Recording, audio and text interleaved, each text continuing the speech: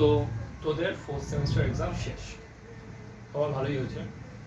তো আমরা 5th সেমিস্টারে CC11টা যেটা আছে সেটা হচ্ছে প্রবাবিলিটি স্ট্যাটিস্টিক্স, ঠিক আছে? তো আমি সেই প্রবাবিলিটি স্ট্যাটিস্টিক্সের প্রবাবিলিটিটা আজকে একটু তোদের ইন্ট্রোডিউস করবো। তোদের মনে হবে প্রবাবিলিটি সাবজেক্টটা পড়ার পর, হ্যাঁ এই সাবজেক্টটা পড়ার জন্যই তো ম্যাথামেটিক্স অনার্স নেওয়া, মানে সাবজেক্টটা এতটা ইন্টারেস্টিং। তোরা এতদিন যতগুলো সাবজেক্ট পড়েছিস তার মধ্যে সব থেকে ইন্টারেস্টিং যদি কোনো টপিক থেকে থাকে সেটা হচ্ছে প্রবাবিলিটি স্ট্যাটিস্টিক্স। তো সবার সাবজেক্টটা ডেফিনেটলি ভালো লাগে, আমি গ্যারান্টি দিচ্ছি তোদের ভালো লাগবে। তোদের কাজ হচ্ছে শুধু পড়া, তোরা পড়বি, আমি পড়াবো, দেখবি তোদের সবার ভালো লাগবে, একদম গ্যারান্টি ভালো লাগবে। এবার প্রবাবিলিটি সাবজেক্টে মানে two faces of a coin বলে না, তো তেমন দুটো জায়গা আছে, একটা হচ্ছে থিওরি, একটা হচ্ছে অঙ্ক। তোদের প্রবাবিলিটি সাবজেক্টের থিওরিটা ভালো লাগে, ঠিক আছে? এবার যখন অঙ্ক করা স্টার্ট করে দিবি তখন আর থিওরি ভালো লাগবে না, তখন মনে হবে অঙ্কটা বেশি ভালো। সাবজেক্টটার অঙ্ক যদি শুরু হয়ে যায় তখন সাবজেক্টটার মনে হবে থিওরিটা বোরিং, কিন্তু যতদিন অঙ্ক শুরু হচ্ছে না ততদিন মনে হবে থিওরিটাও খুব ইন্টারেস্টিং। মানে তোরা অনেকে আছিস যে এখনো অবধি ঠিকঠাক করে ম্যাথামেটিক্স শিখিস নি, তো তোরা ভাবছিস যে আমি এমএসসি কি করে করবো, আমি তো ম্যাথামেটিক্স শিখিনি, আমি কোথায় চান্স পাবো? তো কোনো অসুবিধা নেই, তোরা শুধু এই সাবজেক্টটা ভালো করে শেখ, প্রবাবিলিটি স্ট্যাটিস্টিক্স। তো সব জায়গায় এম স্ট্যাটে ঢুকে যাবে, মানে স্ট্যাটিস্টিক্সে যে এমএসসি হয় সেখানে ঢুকে যাবে, যেমন আইএসআইতে এম স্ট্যাট বলে আলাদা পরীক্ষা হয়, সব জায়গায় এমএসসিতে স্ট্যাটিস্টিক্স আছে, এই স্ট্যাটিস্টিক্সের এমএসসি আছে, তো সেই জায়গাতে তোরা ঢুকে যাবে। শুধু এই সাবজেক্টটা যদি তোরা ভালো করে শিখিস তোদের একটা এমএসসিও সিকিউর হয়ে যাবে। আর আমি তোদের ডেফিনেটলি গ্যারান্টি দিচ্ছি তোদের সাবজেক্টটা ভালো লাগবেই লাগবে, ঠিক আছে? তো আজকে আমরা প্রবাবিলিটিটা ইন্ট্রোডিউস করব।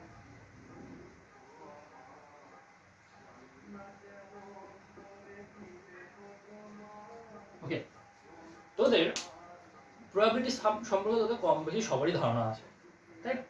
প্রবাবিলিটি বাই মিনিং হচ্ছে চান্স, মানে কোনো কিছু একটা ঘটার চান্স কত। যাই হোক, প্রথমত তোদের আমি প্রবাবিলিটি অরিজিনটা বলি, যে প্রবাবিলিটি সাবজেক্টটা কোথা থেকে তৈরি হচ্ছে। তো প্রবাবিলিটি সাবজেক্টে অরিজিন বললে তোরা একটু অবাক হবি, যে জুয়া খেলা, গ্যামলিং, তোরা সবাই জানিস। তো গ্যামলিংটা 17th সেঞ্চুরিতে ফ্রান্সে খুব বড় একটা ফ্যাশন ছিল, মানে প্রত্যেক পরিবারে গ্যামলার ছিল। তোরা খুব মজা পাচ্ছিস যে বলছিস হ্যাঁ কি সমাজ ছিল, কি সোসাইটি ছিল যে প্রত্যেক পরিবারে জুয়া খেলে। তো এখনো তো আছে, তোদের মধ্যে 90% ছেলে ড্রিম11, মাইসাইকেল11, এমপিএল এর সাথে যুক্ত আছে, তোরাও তো জুয়াই। তো এটা তখনও ছিল, এখনো আছে, ভবিষ্যতেও থাকবে। শুধু তখন না, ইভেন তোরা জানিস যে মহাভারতের গল্পেও কেমন জুয়ারি ছিল, সবাই পাশা খেলা, তখন সেগুলোকে একটু ভালো নাম দিয়ে পাশা খেলা বলা হতো, তো আলটিমেটলি তো জুয়াই ছিল। তো সেই সময়কার জুয়ারি, তখন মাঝে জুয়ারি, এখনো জুয়ারি, সো জুয়ারিরা থাকবে। এবং এখন 90% ছেলেমেয়েরা জুয়ারি, স্পেশালি স্টুডেন্ট যারা। যাই হোক, সেগুলো আমাদের পার্টে নয়। তো সেই সময় ফ্রান্সে গ্যামলিংটা এতটাই বড় ফ্যাশন ছিল যে তখন তো মানুষের কাছে মোবাইল ছিল, তখন মানুষের ফোনে ফ্রি ফায়ার ছিল না, ফোনে পাবজি ছিল না, যে ব্যান হয়ে গেলে তোরা নতুন নাম দিয়ে বের করে নিবি, এই লেভেলের তো জিনিসপত্র ছিল না। তখন শুধু একটাই খেলা ছিল, এটাকে বলা হতো জুয়া খেলা। ওকে, তো মানুষ এই লেভেলে জুয়ারি ছিল যে প্রত্যেক ফ্যামিলিতে জুয়ারি থাকবে, এবং সে জুয়া খেলা জানে না মানে কিছু জানে না, জীবনে জন্মালে জুয়া খেলা জানতেই হবে। এবং তখন জুয়া খেলা অনেক রকম কমপ্লিকেটেড গেম ছিল, কয়েন দিয়ে, কার্ড দিয়ে, ডাইস দিয়ে, নানা রকম কমপ্লিকেটেড গেম ছিল। তো সেই সময়কার একজন জুয়ারি বললে ভুল, মানে যেমন মহাভারতের শকুনি কি ছিল, মানে শকুনি কিন্তু খুব বুদ্ধিমান ছিল। তোরা জানিস যে কৃষ্ণের পর পৃথিবীতে যদি সব থেকে বুদ্ধিমান করে মানুষ থাকে সেটা হচ্ছে শকুনি, এবং সেটা কৃষ্ণ নিজে স্বীকার করছে। তো তেমনই একজন বুদ্ধিমান মানুষ হচ্ছে চেভেলিয়ার ডিমের, ঠিক আছে? আমি নামটা লিখছি, লিয়ার ডি মের, ফ্রান্সে। বেশিরভাগ ম্যাথামেটিক্স ফ্রান্সে দেখবি ডেভেলপ হয়েছে। ওকে, সেই চেভেলিয়ার ডি মেরে হচ্ছে একজন গ্যামলার ছিল, জুয়ারি ছিল, এবং জুয়ারির থেকে বড় কথা ওর নিজের একটা ক্যাসিনো ছিল, মানে নিজের জুয়া থেকে প্রফিট করতো, মানে ওই বললাম না শকুনির মতো নিজের পাশা ছিল। তো নিজের বাবার হাত দিয়ে ও গুটি বানিয়েছিল, ওই কি বলে না গুটি টুটি বানিয়েছিল, তো সেখান দিয়ে যেমন জিতলেও মানে পড়লে ওই জিতবে, তেমনই চেভিলিয়ার ডি মানে নিজের ক্যাসিনো ছিল। সো নিজের ক্যাসিনো ছিল, এবার ওর টার্গেট ছিল যে আমি এমন কিছু একটা গেম বানাবো যে গেম থেকে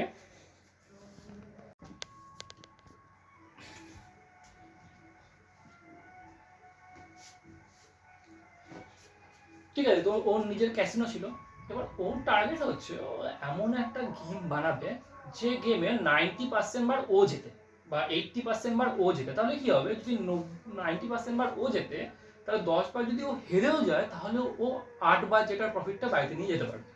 তো এই টার্গেট ওর মাথায় ছিল। এবার এই টার্গেটটা ওর যখন মাথায় ছিল, সো ও কি করলো, ও এই ইনটিউশনটা মাথায় রাখলো যে ওকে একটা গেম বানাতে হবে। কিন্তু যেহেতু ওর তো গ্যামলার ছিল, ওর তো আর ম্যাথমেটিক্স সম্পর্কে কোনো কনসেপ্ট ছিল না। সো ও কি করলো, তখনকার ফ্রেঞ্চ ম্যাথামেটিশিয়ান পাস্কালের সাথে কথা বললো। পাস্কাল, কিন্তু তোরা জানিস যে পাস্কাল কিন্তু আর ম্যাথামেটিশিয়ান নয়, সো পাস্কালের ম্যাথামেটিক্সে খুব একটা বেশি কন্ট্রিবিউট নেই। সো পাস্কাল আবার তখন বলা হচ্ছে ফার্ম্যাটের কাছে।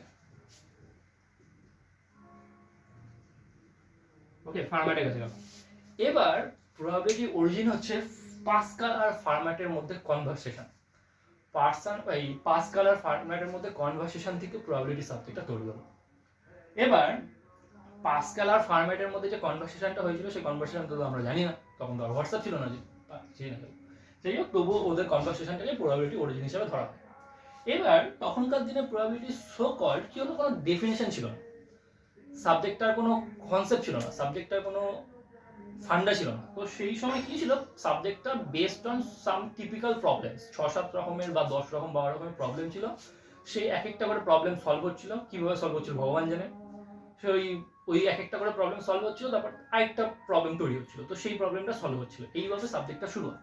এবার সাবজেক্টটা যখন 17th সেঞ্চুরি কথা বলছি, এবার 17th সেঞ্চুরি শেষের দিকে কি হলো, একটা করে ডেফিনেশন আসা শুরু হলো, সাবজেক্টটার একটা করে ডেফিনেশন আসা শুরু হলো, তার রেসপেক্টিভ কিছু ডেভেলপমেন্ট হলো, কিছু থিওরি আসলো, এইভাবে প্রায় 19th সেঞ্চুরি, 200 বছর কেটে। 200 বছর পর ম্যাথমেটিশিয়ান তোরা ল্যাপলাসের নাম জানিস, ল্যাপলাস ইকুয়েশন যেটা বলা হতো ডেল টু ইউটা জিরো, মানে দুবার পার্শিয়াল ডেরিভেটিভ করলে এক্স এর রেসপেক্টে প্লাস ওয়াই রেসপেক্টে করলে জিরো।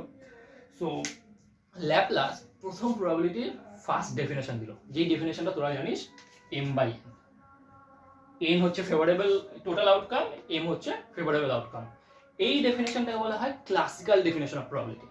তাহলে ভাব 19th সেঞ্চুরি মানে এটা কিন্তু একদম মডার্ন ম্যাথামেটিক্স, এমন একটা ম্যাথামেটিক্স যেটা জাস্ট 200 বছর আগে আবিষ্কার হয়েছে। ঠিক আছে, 200 বছর আগে আবিষ্কার হয়েছে এই প্রবাবিলিটি থিওরিটা। তাহলে এইটা কিন্তু এখনো একটা হট টপিক বলতে এটা কিন্তু এখনো রিসার্চের একটা বড় জায়গা। এই সাবজেক্টে এখনো অনেক কিছু বেরোনো বাকি। যেমন তোরা জানিস যে লেবেক ইন্টিগ্রেশন, আমি তোদের বলেছিলাম লেবেক ইন্টিগ্রেশন, ম্যাথমেটিশিয়ান লেবেক তার পিএইচডি পেপারে 1910 মানে এই সময় বের করেছিল লেবেক ইন্টিগ্রেশন। ম্যাথমেটিশিয়ান ব্যানাক তার পিএইচডি পেপারে ব্যানাক স্পেস আবিষ্কার করেছিল। তো সেই জায়গাগুলো এখন একটা ওপেন জায়গা রিসার্চ করার জন্য। যেমন টোপোলজি মানে একদম শেষ হয়ে গেছে, মানে এগুলোর আর কোনো রিসার্চ করার কোনো জায়গা নেই, মানে ম্যাক্সিমাম কাজকর্ম হয়ে গেছে। সো এই জায়গাগুলো এখন অনেকটা ওপেন জায়গা আছে তোদের কাজকর্ম করার জন্য। তোরা যদি এই সাবজেক্টটার প্রতি তোদের ইন্টারেস্ট হবে, মানে তোরা ভালো লাগবে, আমি তোদের গ্যারান্টি দিচ্ছি। তোরা শুধু একটু কাজকর্ম হচ্ছে, তোদের একটু এই সাবজেক্টের বেশি লেবার দাও, তোরা যদি একটু লেবার দিস তোদের সাবজেক্টটা ভালো লাগবে। যেমন একটা বাড়ি তৈরি হচ্ছে, তোরা লেবারই লাগাবি না, তো বাড়িটা কেমন তৈরি হবে? তো তোরা যত লেবার লাগাবি তোদের তত ভালো বাড়িটা তৈরি হবে। ওকে, সেই হচ্ছে ঘটনা। এবার এই হচ্ছে প্রবাবিলিটির অরিজিন, ঠিক আছে? এই প্রবাবিলিটির অরিজিনে এবার ধর একটু তোদেরকে একটু জিনিসটা নিয়ে ভাবাচ্ছি। এবার সাবজেক্টটার তোদের ভালো লাগার পিছনে কারণটা হচ্ছে সাবজেক্টের অঙ্কগুলো খুব ইন্টারেস্টিং। তোরা যখন অঙ্কগুলো করবি সাবজেক্টটা এত ভালো লাগবে না, তোরা মনে হবে যে এই জন্য ম্যাথমেটিক্স অনার্স নেওয়া। আমরাও ম্যাথমেটিক্স অনার্স নিয়েছি, আমাদের জুনিয়রদের বলবো তোরাও ম্যাথমেটিক্স অনার্স নে, কারণ তোরা 5th সেমিস্টারে গিয়ে প্রবাবিলিটি পড়বি। ওকে, এবার প্রবাবিলিটি ছোটখাটো অনেক ডেফিনেশন আছে, তো সেইগুলো আমরা আস্তে আস্তে কভার করছি। প্রথমত ধর তোরা একটা এক্সপেরিমেন্ট বলতে কি বোঝায়? এক্সপেরিমেন্ট বলতে তোরা জানিস যে এক্সপেরিমেন্ট মানে হচ্ছে একটা কাজ, যেটা কোনো কিছু করা, যেটা তোরা করিস না। যেমন তোরা যদি বলি তোরা পড়াশোনা করিস, তোরা বলবি না আমরা এক্সপেরিমেন্ট করি, যে আমরা পাস করবো কি ফেল করবো। তো তেমন একটা ঘটনা, একটা কাজ করাকে বলা হয় এক্সপেরিমেন্ট। এবার একটা কাজ করলে যা যা রেজাল্ট হতে পারে, ফলাফল হতে পারে, যেমন ধর তোরা ক্রিকেট খেলতে আসিস, এমন হতে পারে তোরা সেঞ্চুরি করে দিলি, তোরা 6 মেরে দিলি, 4 মেরে দিলি, আউট হয়ে গেলি, উইকেট নিয়ে নিলি, হ্যাটট্রিক নিয়ে নিলি, এমন অনেক কিছুই হতে পারে। তো যা যা ঘটতে পারে এই সব কটা জিনিসকে বলা হচ্ছে আউটকাম। তাহলে আউটকাম কি? আউটকাম হচ্ছে কোনো একটা কাজ করলে তার রেজাল্টগুলো বা ফলাফলগুলো। যেমন যদি একটা কয়েন টস করি, তার আউটকাম কি হবে তোরা জানিস? একটা কয়েন টস করলে আইদার হেড পড়বে আর টেল পড়বে। মাঝে মাঝে পরে অনেক সময়, যেটাকে আমরা 50-50 বলি, সেটা কিন্তু এখানে ধরা হবে না, কারণ ওরা কয়েন টসটা এমন একটা জায়গায় করতে বলছে এখানে ঘাস টাস নেই, এখানে ওই কয়েনটা মাঝে মাঝে ভাবে পড়বে না। যদি একটা মানুষ জন্মায়, বা একটা কোনো মানুষ জন্মায়, তাহলে সেই মানুষটা কি হতে পারে, আইদার মেল হতে পারে অর ফিমেল হতে পারে। এছাড়া আমরা কিন্তু অন্য কোনো জেন্ডার ধরবো না। ওকে, তো এই দুটো হতে পারে। এইগুলো হচ্ছে আউটকাম। যদি একটা ডাইস থ্রো করি তাহলে কি কি হতে পারে, 1 2 3 করে 6 অব্দি হতে পারে। ওকে, দুটো কয়েন যদি আমি সাইমালটেনিয়াসলি থ্রো করি কি হতে পারে, হেড হেড হতে পারে, হেড টেল হতে পারে, টেল হেড হতে পারে, টেল টেল হতে পারে, রাইট? এইগুলো যে ঘটনাগুলো যে ঘটছে সেইগুলোকে বলা হচ্ছে আউটকাম। ওকে, আর এক্সপেরিমেন্ট মানে কোনো কাজ করা, কোনো কাজ করা হচ্ছে এক্সপেরিমেন্ট, আর যা যা ফলাফল হতে পারে সেগুলো হচ্ছে আউটকাম। এবার মজার বিষয় হচ্ছে আমরা কিন্তু শুধু এক্সপেরিমেন্ট নিয়ে ইন্টারেস্টেড নই। তাহলে আমরা কিরকম এক্সপেরিমেন্ট নিয়ে ইন্টারেস্টেড, র্যান্ডম এক্সপেরিমেন্ট। তো র্যান্ডম এক্সপেরিমেন্ট বলতে কি বোঝাচ্ছে, তাহলে আমরা ইন্টারেস্টেড হচ্ছি র্যান্ডম এক্সপেরিমেন্ট নিয়ে। Random experiment. Okay, so random experiment জিনিসটা কি, র্যান্ডম এক্সপেরিমেন্ট জিনিসটা হচ্ছে, ধর সাপোজ তুই একটু পাগল হয়ে গেছিস, ঠিক আছে? এবার তোরা বলবি আমি তো পাগল হয়নি, আমি সুস্থ আছি। আমি বলি ধর তোরা পাগল হয়ে গেলি, এবার পাগল হয়ে গেলি, এবার রাস্তাতে একটা লোক আসছে, তুই কি করলি, লোকটাকে একটা থাপ্পড় মেরে দিলি, কোনো কারণ নেই থাপ্পড়টা মারা, তুই মেরেছিস। এবার কি হতে পারে, তার কি কি ফলাফল হতে পারে, তার ফলাফল হতে পারে ওই লোকটা তোকে ছেড়ে দিল, ছেড়ে দিয়ে লোকটা নিজের মতো চলে গেল, তো পাগল ভেবে। এছাড়া কি হতে পারে, লোকটা তোকে ঘুরিয়ে একটা থাপ্পড় মারলো, রাইট? এছাড়া হতে পারে লোকটাকে গালাগালি দিয়ে চলে গেল। তো যাই হতে পারে, এই 3-4টে জিনিস ছাড়া কিছু হবে না। তাহলে কিন্তু তুই থাপ্পড়টা মারার পরে কি কি রেজাল্ট হচ্ছে তুই কিন্তু জানিস যে এই এই রেজাল্টগুলো ঘটবে। তার মানে কি, তোর আউটকাম গুলো নোন। তার মানে কি, প্রথম point, all outcomes are known in advance. তাহলে তুই আগে থেকে জানিস যে কোন মানে কি কি আউটকাম হতে পারে। এবার লোকটা, ওই লোকটাও সুস্থ না পাগল সেটাও জানিস না, তাহলে ওই লোকটা যে ঘুরে থাপ্পড় মারবে, কি থাপ্পড় মারবে না চলে যাবে নাকি গালাগালি দেবে সেটাও তুই জানিস না। আগে থেকে তুই কিছু ভাবতে পারবি না হবে, তাই তো? যদি আগে থেকে মানুষ বুঝে যেত যে হবে, যদি বিরাট কোহলি আগে থেকে বুঝে যেত যে টেল পড়বে, তাহলে ও কোনোদিন টসে হারতো না। বিরাট কোহলি টসে হারবেই, এটাও আমরা জানি, তাই তো? তাহলে যেই যে মানে কি কোন আউটকামটা ঘটবে সেটা আমরা আগে থেকে জানতে পারবো না, আনলেস অর আনটিল এক্সপেরিমেন্টটা হয়ে যাচ্ছে, তাই তো? তাহলে এটা হচ্ছে আমাদের সেকেন্ড পয়েন্ট। সেকেন্ড পয়েন্ট কি, it is impossible to predict which outcome occur, which outcome occurs। তাহলে আগে থেকে কোন আউটকামটা ঘটবে সেটা আমরা কোনোদিন প্রেডিক্ট করতে পারবো না। এটা হচ্ছে সেকেন্ড পয়েন্ট। থার্ড পয়েন্ট কি, থার্ড পয়েন্ট, ধর তুই একটা কয়েন টস করলি, ঠিক আছে? এবার তুই একটা কয়েন টস করলি, এবার তুই আবার একটা ওই কয়েনটা আবার টস করলি, আবার টস করলি, আবার টস করলি, এবার তুই টস করে যাচ্ছিস। কতবার টস করতে পারবি তোর কোনো আইডিয়া? তুই বলবি আমি সারা জীবন ধরে টস করতে পারবো, হ্যাঁ পারবি। তাহলে তুই সারা জীবন ধরে টস করতে করতে একটা সময় পর তুই মরে যাবি, স্বাভাবিক, সব মানুষই মরে যায়, কেউ অমন নয়। তো একটা সময় পর মরে যাবি, যেই মুহূর্তে মরে গেলি সব নাম্বার অফ টস কিন্তু ফাইনাইট হয়ে গেল, রাইট? এবার তুই কি করলি, টস করতে করতে তুই যখন দেখছিস মরে যাচ্ছিস, তুই তোর ছেলেকে দিলি, বললি আমি সারা জীবন ধরে টস করছি, তুইও সারা জীবন ধরে টস কর। তো তোর ছেলে টস করছে, তোর ছেলেও টস করতে করতে একটা সময় পর সেও মরে যাবে। তো সে কি করলো, সে টস করতে করতে যখন মরে যাচ্ছে সে তার ছেলেকে দিয়ে দিল। তো এইভাবে টসটা তোরা জেনারেশন ওয়াইজ করে যাচ্ছিস। এবার জেনারেশন ওয়াইজ যদি একটা কয়েন টস করিস তাহলে কয়েনটা কোনোদিন ক্ষয়ে যাবে না, ক্ষয়ে একদম নষ্ট হয়ে যাবে না, কয়েনটা সেম থেকে যাবে। তাহলে দেখ, তুই যদি জেনারেশন ওয়াইজ কয়েন টস করাটাকে তুই দিতে থাকিস তাহলে কয়েনটা কতবার টস করছিস, তাহলে প্রথম জেনারেশন, তারপরে জেনারেশন, তারপরে জেনারেশন, এভাবে টস করে যাচ্ছিস। তো তোদের জেনারেশন যদি কোনোদিন নষ্ট না হয় তাহলে কিন্তু কয়েনটা কিন্তু ইনফাইনাইটলি মেনি টাইমস টস করতে পারবে। তাহলে এটাকে বলা হচ্ছে under identical condition it can be perform infinitely many Times. এটা হচ্ছে থার্ড পয়েন্ট। তো under identical condition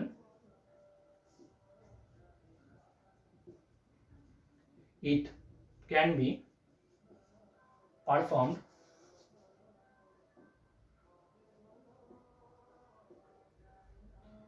infinitely many times। বুঝতে পেরেছিস? তো আইডেন্টিক্যাল কন্ডিশনের আন্ডারে ইনফাইনাইটলি মেনি টাইমস এটাকে পারফর্ম করতে পারবো। তাই কোনো এক্সপেরিমেন্ট যদি এই তিনটে প্রপার্টি থাকে তাহলে সেগুলোকে বলবো আমরা র্যান্ডম এক্সপেরিমেন্ট। এখানে আইডেন্টিক্যাল কন্ডিশন জিনিসটা একটু নোট করবি, আমি আইডেন্টিক্যাল কন্ডিশন জিনিসটা একটু 2 মিনিট পর ভাবাচ্ছি। তার আগে এই র্যান্ডম এক্সপেরিমেন্টের পয়েন্টগুলো আবার আমি বলে দিই। কী কী পয়েন্ট? প্রথমটা হচ্ছে all outcomes are known in advance. তাহলে কী কী ঘটবে সেটা আমরা অ্যাডভান্সলি জানি, কিন্তু মজার বিষয় অ্যাডভান্সলি জানলেও আমরা সেটাকে প্রেডিক্ট করতে পারবো না। আগে থেকে আমি বলতে পারবো না যে এই আউটকামটাই ঘটবে, প্রেডিক্ট করতে পারবো না। তোরা বলবি হ্যাঁ দাদা ধরো আমি কয়েন টস করছি, তাহলে সেখানে তো হেড পড়তেই পারে, তো আমি তো প্রেডিক্ট করতে পারি যে হেড পড়বে। আমি বলছি হ্যাঁ তুই প্রেডিক্ট করতে পারিস বলতে, আমি কিন্তু প্রেডিক্ট বলতে আমি এক্স্যাক্ট বলছি যে এক্স্যাক্টলি হেড পড়বে কি, তুই বলবি যে তুই টস করছিস এক্স্যাক্টলি হেড পড়বে, বা তোর বলবি দাদা আমি যদি সোলের কয়েনটা টস করি, আমি সোলের কয়েনের কথা বলছি না, এমনই একটা কয়েনের কথা বলছি যে এক সাইডে হেড আছে এক সাইডে টেল আছে, তো সেই কয়েন দিয়ে যদি টস করিস তুই এক্স্যাক্টলি কি ঘটবে বলতে পারবি না কোনোদিন। তো সেইগুলো হচ্ছে সেকেন্ড পয়েন্ট, যে এই পয়েন্টটা আমরা সেটা বলছি যে আমি আগে থেকে প্রেডিক্ট করতে পারবো। আর 3 নম্বর পয়েন্ট হচ্ছে আমি আন্ডার আইডেন্টিক্যাল কন্ডিশন আমি এটাকে ইনফাইনাইটলি মেনিবার রিপিট করতে পারবো। ওকে, এবার ফার্স্ট অফ অল কতগুলো এক্সপেরিমেন্ট নিয়ে তোদের ভাবাই, তারপর আমি এই আইডেন্টিক্যাল কন্ডিশনটা ডিসক্রাইব করছি। ধর তোকে আমি বললাম যে টসিং আ কয়েন,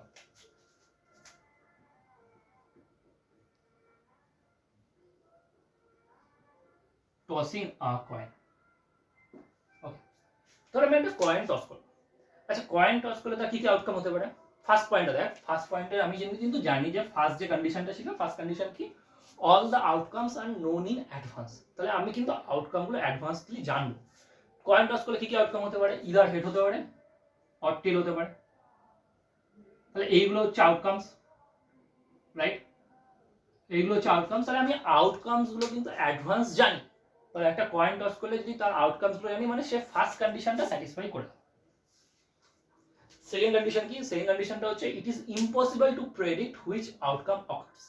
তাহলে দেখ একটা কয়েন টস করলে কোন আউটকাম হবে বলতে পারবে?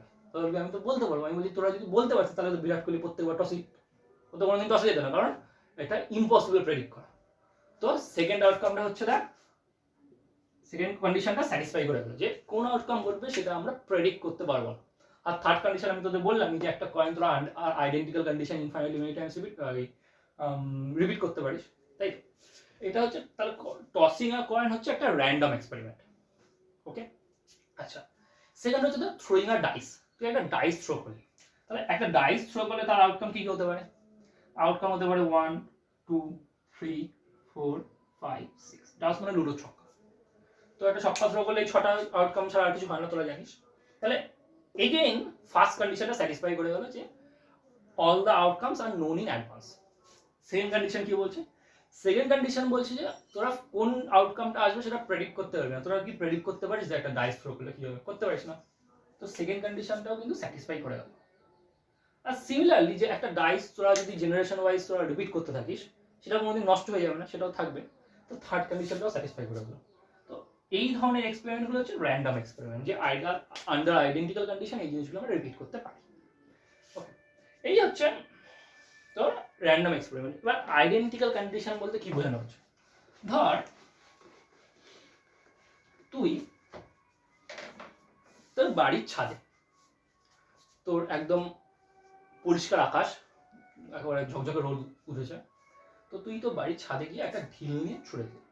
তো ঢিল নিয়ে যখন ছুড়লি তোর ভেলোসিটিটা ছিল ছোড়া ধর 60 কিলোমিটার পার আওয়ার। এত ভেলোসিটি নিয়ে তুই ঢিলটাকে ছুড়েছিস, ঠিক আছে? প্রথম দিন ছুড়েছিস, পরের দিন আবার গিয়ে সেম ওয়েটের একটা ঢিল নিয়েছিস। মাইন্ড ইট, এই ঢিলটা যা ওয়েট ছিল পরের বার ঢিলটাও সেম ওয়েট হবে। সেম ওয়েটটাকে তুই 60 কিলোমিটার পার আওয়ার ভেলোসিটি নিয়ে ছুড়লি, কিন্তু সেকেন্ড দিন আর রোদ থাকলো না, মেঘলা হয়ে গেল, মানে বৃষ্টি পড়ছে। এই দুটো কিন্তু আইডেন্টিক্যাল কন্ডিশন নয়। কেন?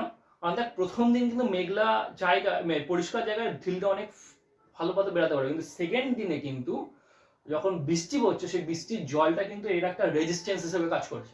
তাহলে এই দুটো কন্ডিশন কিন্তু আইডেন্টিক্যাল হলো না। সিমিলারলি সেকেন্ড দিনে কিন্তু তুই যখন, এবার ধর সেকেন্ড দিনে রোদ উঠেছে, এবার সেকেন্ড দিনে রোদ উঠেছে, সেকেন্ড দিনে তুই ঢিলটাকে 60 কিলোমিটার পার আওয়ার ভেলোসিটি নিয়ে ছুটতে গেলি, কিন্তু তুই exactly 60 kilometre per hour velocity নিয়ে ছোড়া একদম ইম্পসিবল, পারবি না। সেটা তখন কত হয়ে যাবে? 59.99 হয়ে যাবে, 60.1 হয়ে যাবে, যাই হয়ে যাবে, একদম অ্যাপ্রক্সিমেটলি 60 থাকবে। কিন্তু এই স্টেটগুলোকে কিন্তু আমরা আইডেন্টিক্যাল কন্ডিশনই ধরবো। আইডেন্টিক্যাল কন্ডিশন তাহলে কি? আইডেন্টিক্যাল কন্ডিশন মানে এক্স্যাক্টলি আইডেন্টিক্যাল নয়, অ্যাজ আইডেন্টিক্যাল অ্যাজ পসিবল। তুই এক্স্যাক্টলি 60 কিলোমিটার/আওয়ার বেগে ছোলা একদম তোর পক্ষে ইম্পসিবল, তুই পারবি না করতে। তুই একবার কয়েন টস করলি, কয়েনটা 10 বার ফ্লিপ করলো, তুই আবার কয়েন টস করে 10 বার ফ্লিপ করাতে পারবি? তোর আবার কয়েন টস করে 10 বার ফ্লিপ করাতে গেলে তোকে হয়তো আরো 100 বার কয়েন মানে তুলতে হবে। তাহলে দেখ এই যে ঘটনাটা একবার 9 হচ্ছে বা 9.5 হয়ে আবার পড়ে যাচ্ছে, এই ঘটনাগুলো কিন্তু আমি আইডেন্টিক্যাল কন্ডিশনে ট্রিট করবো যে অ্যাজ আইডেন্টিক্যাল অ্যাজ পসিবল। কিন্তু কখন এই আগের দিন মানে মেঘলা থাকলে পরের দিন রোদ থাকবে এমনগুলো কিন্তু আইডেন্টিক্যাল কন্ডিশন ধরবো। এবার অ্যাপ্রক্সিমেটলি সেই জিনিসগুলো যদি হয় তাহলে আমরা সেগুলোকে আন্ডার আইডেন্টিক্যাল কন্ডিশন ধরবো। ধর তুই একটা কয়েন বাড়িতে বসে টস করছিস, আর পরের দিন সেই কয়েনটা আগুনের উপর দাঁড়িয়ে টস করছিস, তো অবভিয়াসলি কয়েনটা নষ্ট হয়ে যাবে। তো সেই জিনিসগুলো কিন্তু আইডেন্টিক্যাল কন্ডিশন নয়। ওকে, তো আইডেন্টিক্যাল কন্ডিশন জিনিসটা বোঝা গেল। এই হচ্ছে এবার তোরা আউটকাম বললাম, র্যান্ডম এক্সপেরিমেন্ট। এবার তোকে আমি বলছি ইভেন্ট। ইভেন্টের জায়গায় ইভেন্ট স্পেস।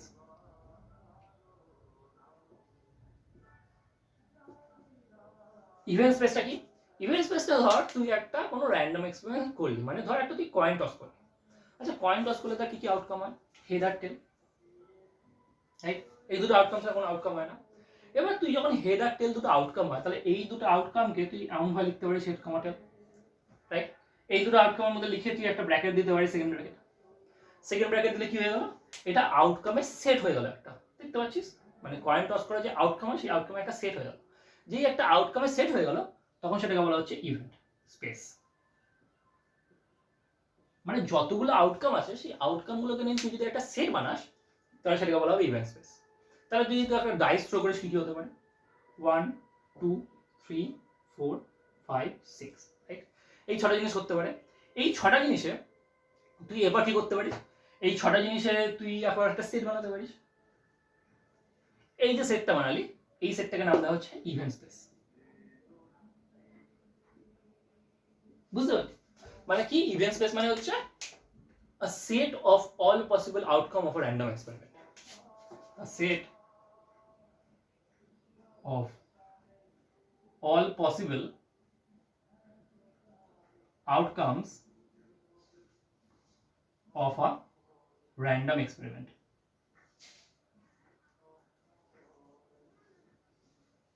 বুঝতে পারলি? তাহলে ইভেন্ট স্পেস কি?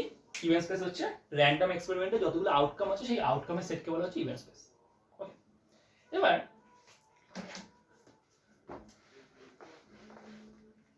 ইভেন্ট কি? ইভেন্ট হচ্ছে, ধর আমি তোকে বললাম একটা কয়েন টস করি, তাহলে আমরা কিসে কিসে প্রবাবিলিটি বার করি বলতো? ধর আমি প্রবাবিলিটি বার করি প্রবাবিলিটি অফ টেল, রাইট? এছাড়া বার করি probability of head, right? Probability of tail complement. Tail complement মানে কিন্তু প্রবাবিলিটি অফ হেড, রাইট? তাহলে দেখ, তাহলে এর একটা কয়েন টস করলে তার ইভেন্ট স্পেসটা কি? ইভেন্ট স্পেসটা হচ্ছে মানে যতগুলো আউটকাম হবে তার সেট, তার মানে হেড আর টেল, রাইট? আচ্ছা, হেড আর টেল থেকে যদি আমি শুধু হেড নিই তাহলে আমি এটা কি বলবো? এইটার সাবসেট বলবো। বা সিমিলারলি যদি আমি শুধু টেল নিই তাহলে আমি এটা কি বলবো? এই টেলটাকে এটা সাবসেট বলবো, ইভেন্ট স্পেসের সাবসেট বলবো। তাহলে ইভেন্ট কিন্তু nothing but the subset of a event space. নিশ্চয়ই বুঝতে পারলি? ধর আমি তোকে বললাম একটা তুই ডাইস থ্রো করলি, তাহলে ডাইস থ্রো করলে তোর ইভেন্ট স্পেস গুলো কি হয়? ইভেন্ট স্পেসটা কি হয়? 1 2 3 4 5 6। এবার তুই বললি একটা ডাইস থ্রো করে আমি ইভেন্ট নাম্বার পাবো, বুঝতে পেরেছিস? একটা ডাইস থ্রো করে তুই ইভেন্ট নাম্বার পাবো। ইভেন্ট নাম্বার পাবো মানে কি কি হতে পারে? তো 2 4 আর 6 হতে পারে। তাহলে এই 2 4 আর 6টা কিন্তু এই সেটটা কিন্তু এই সেটের সাবসেট, বুঝতে পেরেছিস? তাহলে ইভেন্ট স্পেসটা, ইভেন্টটা কিন্তু আর nothing but a subset of event space. তাহলে ইভেন্ট কি? An event is a subset of event space. বুঝতে পারলি? ইভেন্ট হচ্ছে ইভেন্ট স্পেসের subset, right?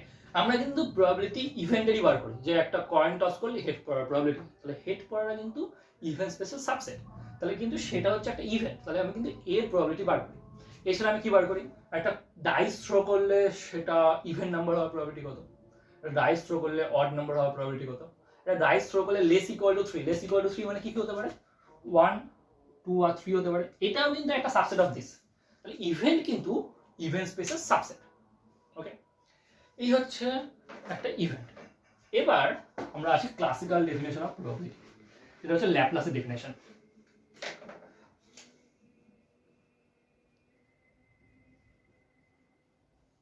Definition of probability.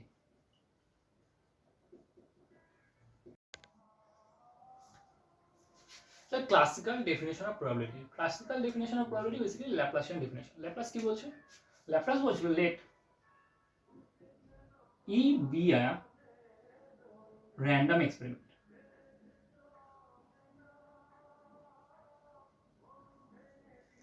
E হচ্ছে একটা random experiment. আচ্ছা, E যদি একটা random experiment হয় তাহলে এই random experiment-এর আউটকাম থাকবে। তাহলে S হচ্ছে,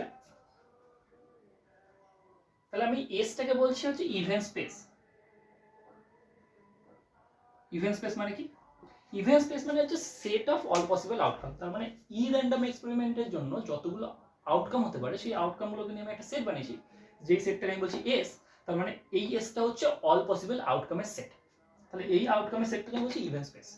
ওকে, ই হচ্ছে একটা র্যান্ডম এক্সপেরিমেন্ট, এস হচ্ছে একটা ইভেন্ট স্পেস। বলছে let A B an event. তাহলে এ হচ্ছে একটা ইভেন্ট। ইভেন্ট মানে কি? ইভেন্ট মানে আমি তো এইমাত্র বললাম যেটা হচ্ছে ইভেন্ট স্পেসের সাবসেটকে আমি বলছি ইভেন্ট। তার মানে এ হচ্ছে একটা এস এর সাবসেট। তার মানে therefore A is a subset of S. তাহলে বলছে then probability of A is denoted by P of A. তার প্রবাবিলিটি অফ এ কে কি দিয়ে ডিনোট করা হচ্ছে? Probability of A K denote করা হচ্ছে পি অফ এ দিয়ে, and defined by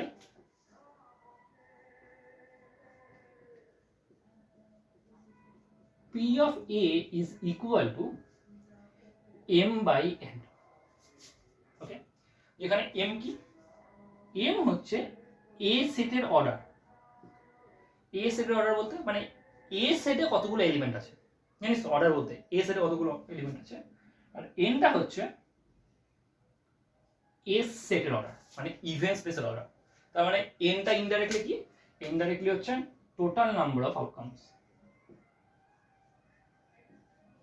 number of outcomes. এমটা হচ্ছে টোটাল নাম্বার অফ আউটকামস। এমটা কি? এমটা হচ্ছে ফেভারেবল আউটকাম অফ এ, মানে এর ফেভারে যতগুলো আউটকাম আছে। তাহলে এমটা হচ্ছে এর ফেভারে যতগুলো আউটকাম আছে, এনটা হচ্ছে total number of outcomes. Right? এই ডেফিনেশনটা তোরা তো জানিস, তোরা সবাই জানিস, তোরা ক্লাস 10 থেকে করছিস এখন এগুলো।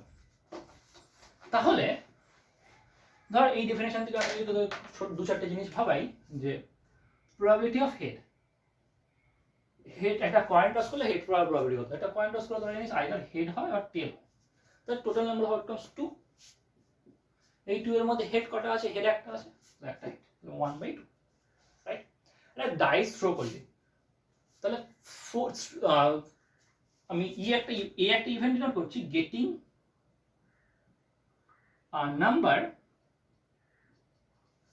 which is strictly less than 4, which is strictly less than 4। তার মানে এর মধ্যে কে কে থাকবে? এর মধ্যে strictly less than 4 মানে 1 থাকবে, 2 থাকবে, 3 থাকবে। একটা ডাইস থ্রো করলে একটা নাম্বার strictly less than 4 হওয়ার মধ্যে তার মধ্যে 1 2 3 থাকবে। তার মানে তার প্রবাবিলিটি কত? প্রবাবিলিটি অফ এ কত হবে? প্রবাবিলিটি অফ এ হবে টোটাল নাম্বার অফ আউটকাম কত হয়? 6। এর ফেভারেবল আউটকাম 3, তার মানে হচ্ছে 1/2, রাইট? এই জিনিসগুলো তোরা জানিস। তো আমরা এই জিনিসগুলো অ্যাপ্লাই করব পরবর্তীকালে, পরের দিন মেইন ক্লাসে আমরা এইগুলো জিনিসগুলো অ্যাপ্লাই করব। এছাড়া আমরা প্রবাবিলিটিতে কি করব তার একটা বেসিক তোদেরকে স্কেচ বলি।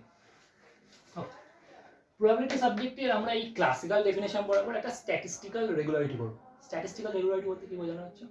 বলছে ধর তুই যদি যে কোনো একটা র্যান্ডম এক্সপেরিমেন্ট ইনফাইনাইটলি মেনিবার রিপিট করিস, পসিবল নয় বাস্তবে কোনোদিন, যদি রিপিট করিস, তাহলে দেখবি একটা সাডেন নাম্বারের পর থেকে জিনিসটা একটা সিকোয়েন্সের মতো তৈরি হচ্ছে। সিকোয়েন্সের মতো ধর 2বার হেড পড়ছে, একবার টেল পড়ছে, 3বার হেড পড়ছে, একবার টেল পড়ছে, 4বার হেড পড়ছে, একবার টেল পড়ছে, 5বার হেড পড়ছে, একবার টেল পড়ছে, মানে একটা প্রসেস সাডেন প্রসেস মেনটেন করছে।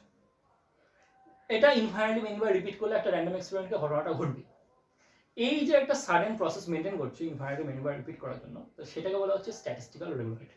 এগুলো নিয়ে আমরা পরে ডিটেলসে আলোচনা করবোই। এছাড়া আমরা কি করবো, এছাড়া আমরা করবো কন্ডিশনাল প্রবাবিলিটি। কন্ডিশনাল প্রবাবিলিটি বলতে কি, মানে আমরা কোনো কিছু কন্ডিশন আছে আমি জানি, সেই কন্ডিশনের আন্ডারে অন্য কোনো একটা ইভেন্টের প্রবাবিলিটি বার করবো। যেমন ধর সাপোজ আমি তোদেরকে একটা এক্সাম্পল দিই, তোরা এই সেমিস্টারে একদিনও পড়াশোনা করিস নি, এটা আমি জানি, তাহলে এই সেমিস্টারে একদিনও পড়াশোনা না করা হচ্ছে তোদের আমার কাছে নোন। সেই কন্ডিশন অনুযায়ী তোদের পাস করার প্রবাবিলিটি কত, তাহলে প্রবাবিলিটি হচ্ছে তোদের পাস করা, কন্ডিশন দেখ তোরা কোনোদিন পড়াশোনা করিস, রাইট। এখন আবার দেখবি নতুন একটা বেরিয়েছে Instagram reel, right. Instagram relay মানুষ এসে দেখি, মানে কিছু কিছু মানুষ থাকে যারা একটু জোকস বলে, কিছু কিছু মানুষ থাকে যারা দেখবি কিছু ম্যাথসের ট্রিক শেখায়, সেগুলো ঠিক আছে, আলাদা কথা। আর কিছু কিছু মানুষ থাকে দেখবি এসে লিপসিং করে, মাথা নাড়া, কেউ কেউ অন্য কিছু নয়, এই হোক, সেগুলো আমাদের কথা নয়। তো তারা কে আমরা হাফ পাগল হিসেবে ভাবতেই পারি, রাইট। তো ঘটনাটা হচ্ছে এমন একটা মানুষ যে এই সমস্ত জিনিসপত্র করে, তোরা জানিস ওই মানুষটা ডেলি 10টা করে এরকম ভিডিও করে, তাহলে ডেলি 10টা করে এমন ভিডিও করলে তার 100 দিনে পুরোপুরি পাগল হয়ে যাওয়ার প্রবলিটি কত। তো দেখবি আমরা এই সমস্ত জিনিসপত্র বার করবো যে পুরো পাগল হয়ে গেছে রিলস করতে করতে। আবার কেউ কেউ দেখবি ধর তোরা বললি যে তোরা এই সেমিস্টারে পাস করবি, কন্ডিশন দ্যাট আগে 4টে সেমিস্টারে পাস করেছিস, এইটা বার করবো। আবার কেউ কেউ দেখবি যে তোদের টিচার পরীক্ষার সময় লিখে দিয়েছে, সেই কন্ডিশনের আন্ডারে তোরা সাবজেক্টটা শিখেছিস, তার প্রবলিটি কত।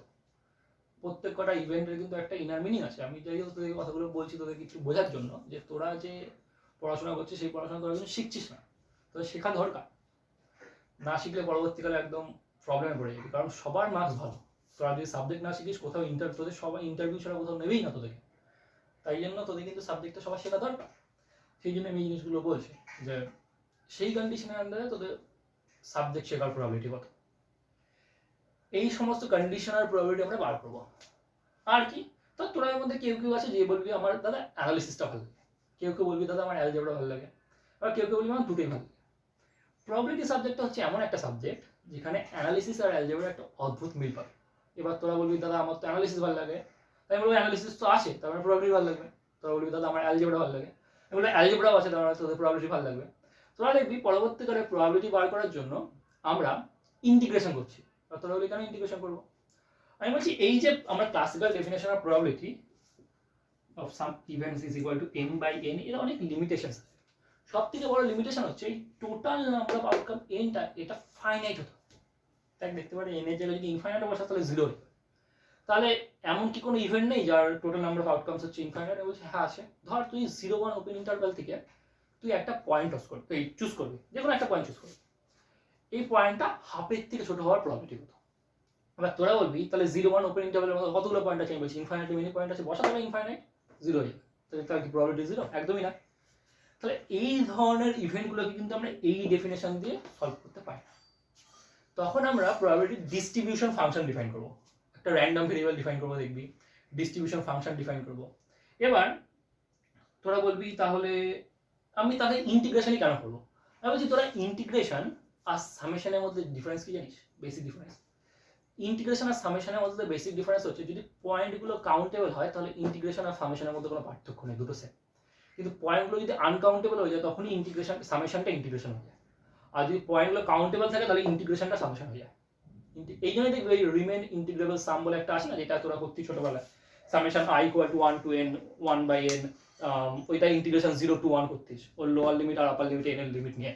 তো এই জিনিসগুলোই হচ্ছে ইন্টিগ্রেশন আর সামেশনের মধ্যে বেসিক পার্থক্য। তো সেই জিনিসগুলো দেখবি আমি করব, যে একটা র্যান্ডম ভেরিয়েবল ডিফাইন করব, সেই র্যান্ডম ভেরিয়েবল থেকে আমরা ডিস্ট্রিবিউশন ফাংশন ডিফাইন করব, ডিস্ট্রিবিউশন ফাংশনের কন্টিনিউটি ডিসকন্টিনিউটি, সাম ইভেন্টস এর হিসাব করতে গিয়ে, যেমন আমি তোদেরকে জাস্ট একটা ছোট বলি ক্লাস অফ ইভেন্টস, দেখবি তোরা একটা ক্লাস অফ ইভেন্টস বলে একটা ডেল্টা জিনিস পড়বি, ডেল্টাকে বলা হয় ক্লাস অফ ইভেন্টস। এটা হচ্ছে এমন একটা সেট যার মধ্যে ইউনিভার্সাল সেটটা থাকে, তিনটে কন্ডিশন থাকে। প্রথম কন্ডিশন হচ্ছে ইউনিভার্সাল সেটটা থাকে, সেকেন্ড কন্ডিশন হচ্ছে এ যদি ডেল্টার মধ্যে থাকে তাহলে এ কমপ্লিমেন্টটা থাকবে, আর থার্ড কন্ডিশন হচ্ছে এ আর বি থাকলে এ ইউনিয়ন বি থাকবে ডেল্টার মধ্যে। মজার বিষয় এই তিনটে কন্ডিশন যদি স্যাটিসফাই করে তো মোস্ট অফ দ্য সেট দেখবি ডেল্টার মধ্যে থাকবে। কেমন করে ধর, তাহলে ধর আমি বলছি ফাই নাল সেট ডেল্টার মধ্যে থাকবে। কেন থাকবে? দেখ এস আছে, ফার্স্ট কন্ডিশনে এস আছে, সেকেন্ড কন্ডিশন বলছে এ থাকলে এর কমপ্লিমেন্ট থাকবে, তাহলে এস কমপ্লিমেন্ট থাকবে। এস কমপ্লিমেন্ট কি? এস কমপ্লিমেন্টই হচ্ছে তো ফাই, তাহলে ফাই থাকবে। এবার আমি বলছি এ বি থাকলে এ ইন্টারসেকশন বিও থাকবে। থাকলে কেন থাকবে? ধর এ বি আছে, সেকেন্ড কন্ডিশন কি বলছে? এ থাকলে এ কমপ্লিমেন্ট থাকবে, তাহলে এ কমপ্লিমেন্টও ডেল্টার মধ্যে আছে, বি কমপ্লিমেন্টও ডেল্টার মধ্যে আছে। তাহলে থার্ড কন্ডিশন বলছে এদের দুজনের কমপ্লিমেন্ট থাকলে এদের ইউনিয়ন থাকবে, তাহলে A complement union B complement ডেল্টার মধ্যে থাকবে। ডি মর্গানস ল হিসাবে আমি এটাকে কি বলতে পারি? এটাকে বলতে পারি এ ইন্টারসেকশন বি তার হোল কমপ্লিমেন্ট ডেল্টার মধ্যে থাকবে। তাহলে সেকেন্ড কন্ডিশন বলছে এ যদি থাকে তার কমপ্লিমেন্ট থাকবে, তাহলে এই সেটটা ডেল্টার মধ্যে আছে, তাহলে এর কমপ্লিমেন্টটাও থাকবে, তাহলে এ ইন্টারসেকশন বি তার কমপ্লিমেন্টটাও ডেল্টার মধ্যে থাকবে। তার মানে এটাই কিন্তু এ ইন্টারসেকশন ডেল্টার মধ্যে থাকবে। আবার দেখ এইগুলো হচ্ছে অ্যালজেব্রা কোশ্চেন, মানে সাবজেক্টটার মধ্যে অ্যালজেব্রাও থাকবে, অ্যানালিসিসও থাকবে, সাবজেক্টটা এতখানি ইন্টারেস্টিং, বুঝতে পারছিস? তো আমরা আজকে ক্লাসিক্যাল ডেফিনেশন অফ প্রবাবিলিটি অবধি করলাম, conditional probability, statistical regularity, frequency definition করবো, তারপর দেখবি অ্যাপ্রক্সিমেট। তো আমরা এত অবধি করলাম, এবার পরের দিন আমরা পর থেকে শুরু করবো। আজকে সাবজেক্টটা ইন্ট্রোডাকশনটা দিয়ে দিলাম। ইন্ট্রোডাকশনটা ভাবলাম যে ক্লাসে দিতে গেলে একটা ক্লাস নষ্ট হবে, এর থেকে আমি এখানে দিয়ে দিই, তোরা দেখে নিবি, আমরা একেবারে মেন ক্লাসে, প্রথম ক্লাসে একদম মেন সাবজেক্টে ঢুকে যেতে পারবো। চল তাহলে তোদের সাথে দেখা হচ্ছে নেক্সট ক্লাসে।